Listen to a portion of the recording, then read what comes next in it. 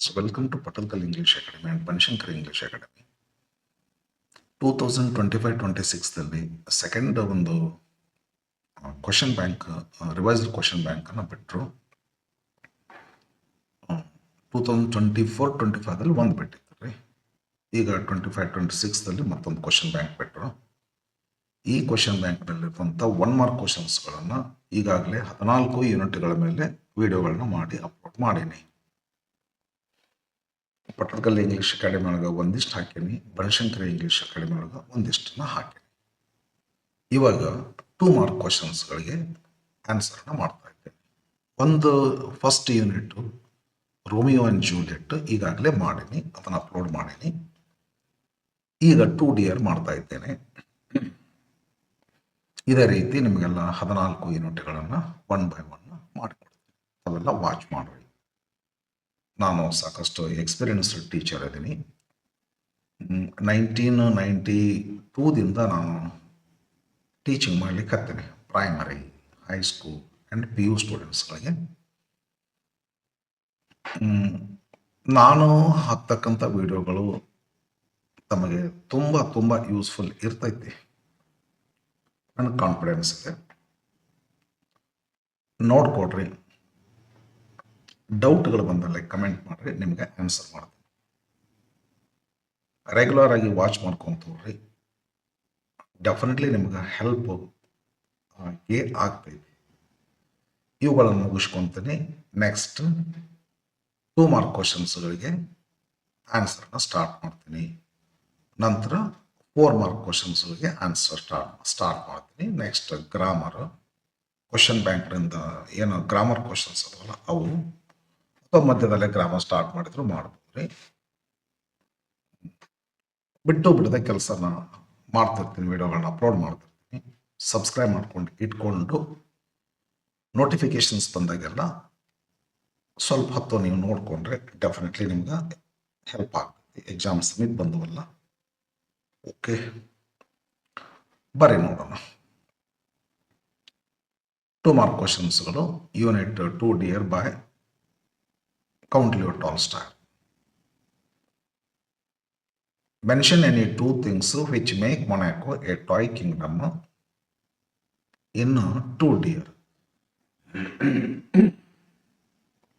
ಹಿಂಗಂದ್ರೆ ಏನಾಗ್ತೈತ್ರಿ meaning? ಅದು ಮೊನಾಕೋನ toy Kingdom ಅಂತ ಕರೀತಾರಲ್ಲ, toy Kingdom ಅಂತ ಕರೀಲಿಕ್ಕೆ ಬೇಕಾದಷ್ಟು ಕಾರಣಗಳು. 2 ಕಾರಣ ಹೇಳುವಂತ. ಟಾಯ್ ಕಿಂಗ್ಡಮ್ ಅಂದರೆ ಸ್ಮಾಲ್ ಕಿಂಗ್ಡಮ್. ಅದು ಸ್ಮಾಲ್ ಇತ್ತು ಅನ್ನಕ್ಕೆ ನಾವು 2 ಅಲ್ಲಿಯ ಲಕ್ಷಣಗಳನ್ನ ಹೇಳಬೇಕಾಗ್ತದೆ. ನಾನು ಹೇಳಿದ್ದೀನಿ, ಇಟ್ಸ್ ಪಾಪ್ಯುಲೇಷನ್ ವಾಸ್ ಓನ್ಲಿ 7,000. ಒಂದು 7,000 ಪಾಪ್ಯುಲೇಷನ್ ಒಂದು ಸಣ್ಣದ ಹಳ್ಳಿದಿರ್ತದೆ. ಮತ್ತು ಇನ್ನೊಂದೇನು, ಆರ್ಮಿ ಮೆನ್ ಓನ್ಲಿ 60 ಅಂತ ಅಂದೇನೆ. ಒಂದು 60 ಆರ್ಮಿ ಮೆನ್ ಒಂದು ಉಣೆಯಾಗಿರ್ತಾರೆ, ಒಂದೇನೋ ತಂಡ ಕಟ್ಕೊಂಡು ಮಾಡ್ತಾರಲ್ಲ ಒಂದು, ಹೌದಾ? ಒಂದು ದೇಶದೊಳಗೆ ಇಷ್ಟು ಜನ, ಇಷ್ಟು ಆರ್ಮಿ ಐತಂದ್ರೆ ಅದೇಂತಂದ್ರೆ ಇಷ್ಟದವು ಅಂತ ಆರಾಮಾಗಿ ಗೊತ್ತಾಗ್ತದೆ. ಹಾಗಾಗಿ ಈ 2 ಲಕ್ಷಣಗಳನ್ನ ಬರೆದ್ಬಿಡಿ. ಇಟ್ಸ್ ಪಾಪ್ಯುಲೇಷನ್, ಇಟ್ಸ್ ಅಂದ್ರೆ Monaco's population was only 7,000 and its army was only 60 men. From this I can say that anyone can say that it was a toy kingdom. Toy ಅಂದ್ರೆ small. Question number 2. Name the 2 countries that bordered Monaco mentioned in the 2 dear. It was on the borders of France and Italy and on the shore of the Mediterranean ಅಂತ ತಿಳ್ಕೊಂಡೈತಿ. ಅಂದರೆ Italy ಇದು ಯಾವುದು? Monaco ದೇಶ 2 ದೇಶಗಳ border ಮೇಲೆ ಇದೆ. ಆ 2 ದೇಶಗಳು ಯಾವುವು ಹೇಳಿ ಅಂತಾರೆ question. France and Italy. Number 3. Mention any 2 supporting staff or officials of the king of Monaco in 2 dear. ರಾಜನಿಗೆ ಏನಾಗ್ತೈತಿ, ಈ ಮರ್ಡರ್ ಆದಮೇಲೆ ಆ ಮರ್ಡರರ್ಗೆ ಏನು ಶಿಕ್ಷೆ ಕೊಡಬೇಕು, ಅದನ್ನು ಹೆಂಗೆ ನಾವು ಕ್ಯಾರಿ ಔಟ್ ಮಾಡಬೇಕು, ಪರ್ಫಾರ್ಮ್ ಮಾಡಬೇಕು ಅನ್ನೋದು ದೊಡ್ಡದೊಂದು ಇಂಪಾಸಿಬಲ್ ಒಂದು ಪ್ರಾಬ್ಲಮ್ ಆಗ್ತೈತೆ ರಾಜನಿಗೆ. ಪ್ರತಿ ನಿಮಿಷಕ್ಕೂ ನಾವು ತನ್ನ ಸ್ಟಾಫನ್ನು ಸಪೋರ್ಟ್ ತಗೊಂಡು ಹೋಗ್ತಾನೆ. ಅವನಿಗೆ ಸಪೋರ್ಟ್ ಮಾಡಿದಂಥ ಸ್ಟಾಫ್ ಯಾರು, ಅವನ ಮಿನಿಸ್ಟರ್ಸ್ ಆಫ್ ಜಸ್ಟಿಸ್ ಒಂದು, ಇನ್ನೊಂದು ಇಸ್ ಕೋರ್ಟಿಯರ್ಸ್. ಇವರು ಪ್ರತಿ ಹಂತದಲ್ಲಿ ರಾಜನಿಗೆ ಹೆಲ್ಪ್ ಮಾಡ್ತಕ್ಕಂಥ ಸ್ಟಾಫ್ ಆರ್ ಆಫೀಷಿಯಲ್ಸ್ ಅಂದ್ರೆ ಆಫೀಸರ್ಸ್.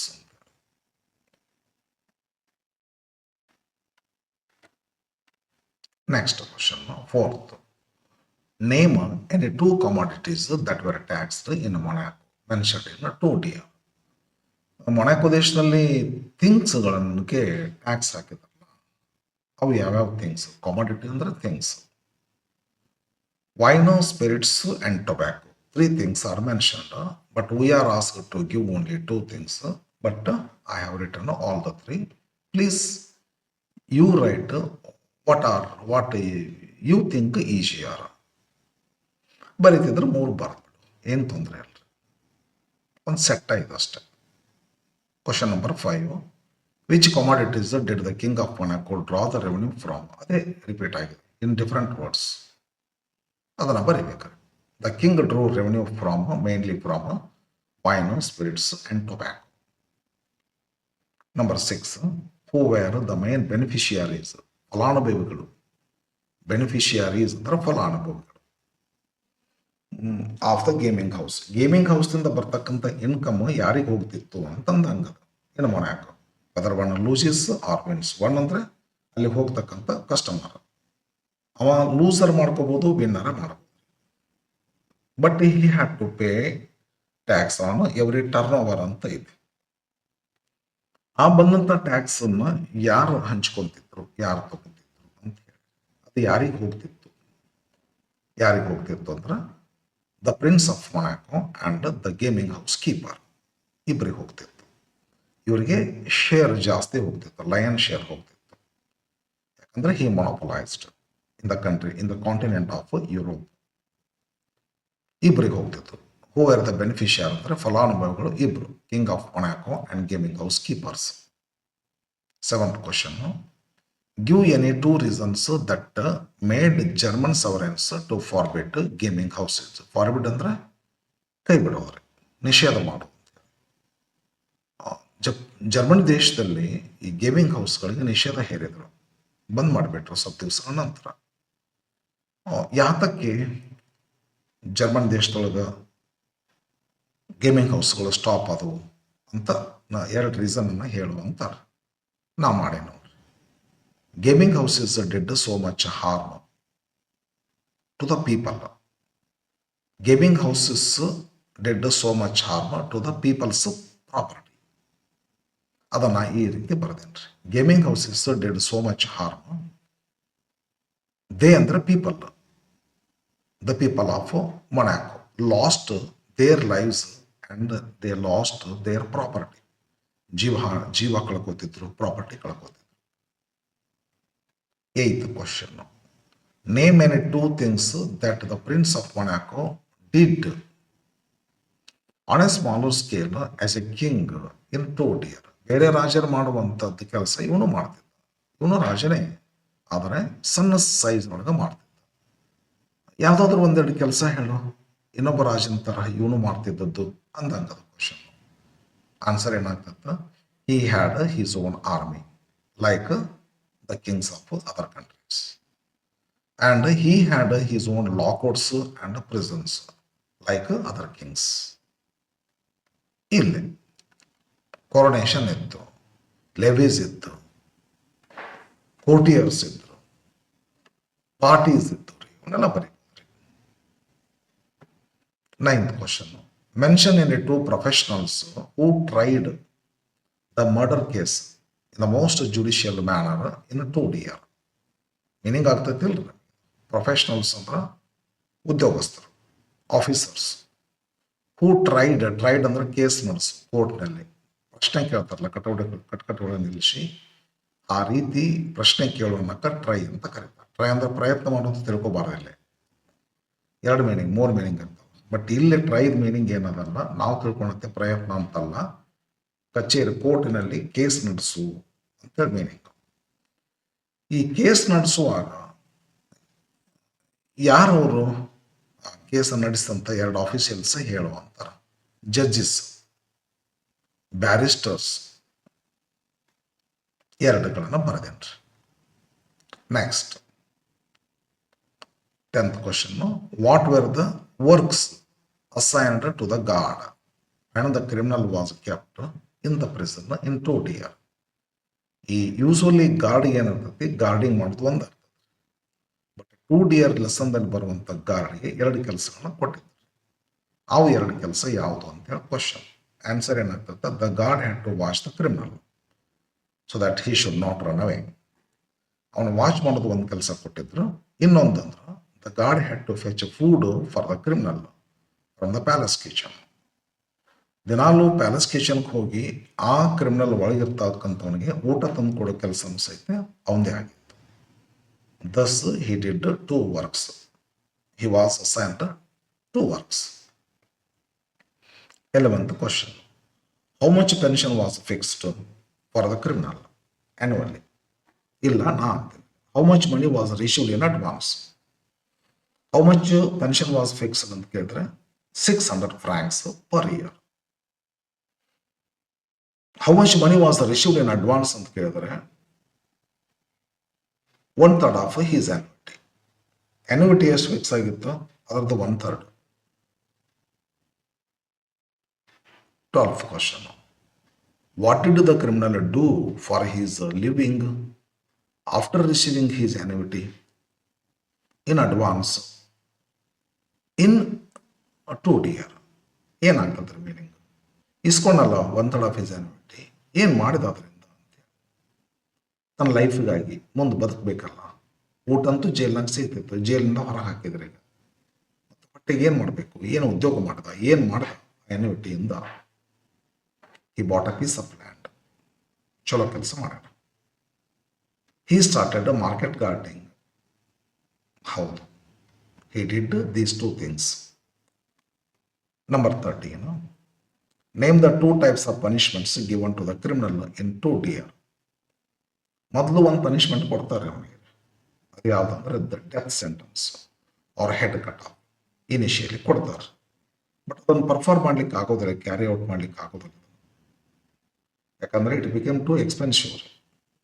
ಗಿಲಾಟಿನ್, ಎಕ್ಸಿಕ್ಯೂಷನರ್ ಇರಲಿಲ್ಲ.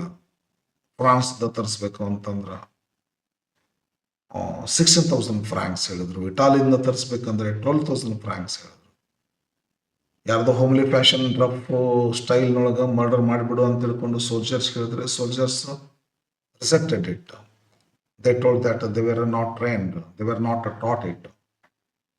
ಲಾಸ್ಟ್ ಏನು ಮಾಡ್ತಾನ, ಡೆತ್ ಸೆಂಟೆನ್ಸ್ ಯಾವಾಗ when it was impossible for him to carry out. So taking the help of officials, he transformed the punishment. ಮುಂದೆ ಏನು ಟ್ರಾನ್ಸ್ಫಾರ್ಮ್ ಮಾಡಿ ಡೆತ್ ಸೆಂಟೆನ್ಸ್ ಟ್ರಾನ್ಸ್ಫಾರ್ಮ್ ಮಾಡಿ ಯಾವುದು ಯಾವ ಟೈಪ್ ಆಫ್ ಪನಿಷ್ಮೆಂಟ್ ಕೊಡ್ತಾರೆ ಅವನಿಗೆ, ಇಂಪ್ರಿಸನ್ಮೆಂಟ್ ಫಾರ್ ಲೈಫ್, ಜೀವನ ಪರ್ಯಂತ ಜೈಲ್ನಾಗ ಇಟ್ಬಿಡುವಂಥದ್ದು. After death sentence was cancel. ಯಾಕೆ ಕ್ಯಾನ್ಸಲ್ ಮಾಡ್ತಾರೆ? Because it became heavy for them. 2 types of punishments, death sentence and imprisonment for life. Death ಸೆಂಟೆನ್ಸ್ಗೆ ಇನ್ನೊಂದು ಹೆಸರು. ಇದು 2 ಬೇರೆ ಬೇರೆ ಅಲ್ಲ. ಇದು ಒಂದು ಮೊದಲು, ಇದು ನಂತರದ 2 ಥರದ ಪನಿಷ್ಮೆಂಟ್.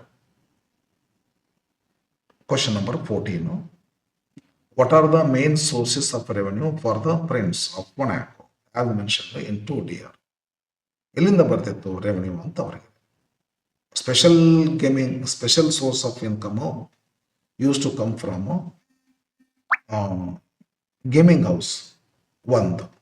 ಇನ್ನೊಂದು taxes on wine, spirits and tobacco. ಇನ್ನೊಂದು ಪೋಲ್ ಟ್ಯಾಕ್ಸೂ ಇತ್ತು, ಅದನ್ನು ಬರಿಬೋದು. ಅವ್ರು 2 ಕೇಳ್ಯಾರ.